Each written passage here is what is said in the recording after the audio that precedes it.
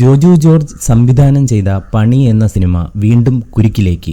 Review ചെയ്ത യുവാവിനെ ജോജു ഭീഷണിപ്പെടുത്തിയെന്ന വിവാദത്തിനു പിന്നാലെ ചിത്രത്തിന് എ സർട്ടിഫിക്കറ്റ് നൽകണമെന്നാണ് ആവശ്യം.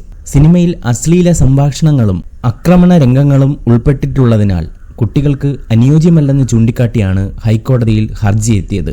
സിനിമയ്ക്ക് UA സർട്ടിഫിക്കറ്റ് നൽകിയ സെൻസർ ബോർഡ് നടപടിയെ ചോദ്യം ചെയ്തുകൊണ്ടാണ് ഹർജിക്കാരൻ കോടതിയിലെത്തിയത്. ഹർജി തള്ളിയെങ്കിലും ഈ പരാതി സെൻട്രൽ ബോർഡ് ഓഫ് ഫിലിം സർട്ടിഫിക്കേഷന് നൽകാമെന്നാണ് കോടതി നിർദ്ദേശിച്ചത്.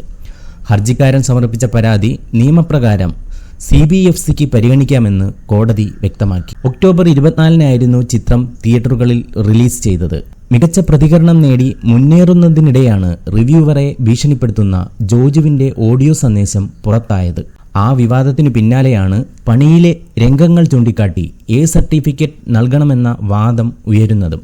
ഹൈക്കോടതി ഹർജി തള്ളിയെങ്കിലും ഹർജിക്കാരൻ സെൻട്രൽ ബോർഡ് ഓഫ് ഫിലിം സർട്ടിഫിക്കേഷനിൽ പരാതി നൽകുമെന്നാണ് സൂചന. ഇനി ജോജുവിന്റെ പണി പാളുമോ എന്ന് കണ്ടുതന്നെ അറിയണം.